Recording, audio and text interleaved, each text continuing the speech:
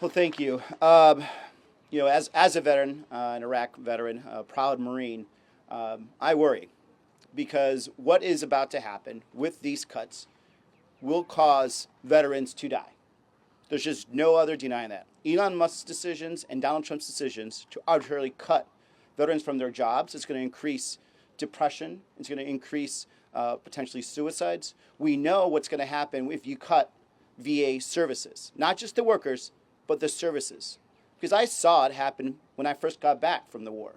When we first got back in 2005, it was nearly impossible for us to find room at the VA. We couldn't find the therapists to help us. I lost many of the guys I served with to suicide. Some are still luckily alive, but are still struggling with alcoholism, have seen their times in jail. And some that have succeeded have found service and a reason to live and fight because they went and worked for a mission-oriented job, working for the federal government. And for someone like Elon Musk and a bunch of 20-year-old brats who have zero understanding of what sacrifice for country means, to just go and tell these men and women one more time that the country is throwing you aside, we don't need you. Don't worry about collecting another paycheck. Don't worry about having health insurance at the end of the year. Don't worry about how you're going to pay rent. You sacrifice your mind, your body, your youth for this country. You came and worked for this country. And because this dude wants billions and billions of dollars, we're going to cut these men and women off. And it doesn't have to be that way. We can find efficiencies while still making sure we're saving the lives of veterans.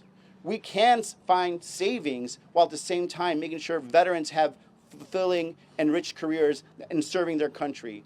And we don't have to be assholes about it and firing them overnight just so we can find savings that it's not going to end up back in the VA. And for someone to say, oh, this is going to save $100 million, what is it, $180 million? That's not going to be a savings because it's going to cost even more because it's going to take longer to fix the problems. The longer a man or woman, a veteran, goes without PTSD treatment because they can't find the therapist means it's going to take longer for them to get the help they need, that they're going to actually be able to go back and be functional and be a good member of society and work. The longer someone has to put off a surgery because you can't find the nurses or the doctors, it means that surgery is going to be more complicated, potentially more dangerous, and at the end, more expensive. And it doesn't have to be this way. One of the worst feelings you have when I got back from the war, me and my guys, we were reservists, and our end date was done, and they stopped paying us. No one offered us jobs. Some of us were homeless. And the worst feeling that we had was that everything we had just sacrificed for the government, for the country, in some of the hardest combat of the war, they just threw us aside because we weren't convenient anymore.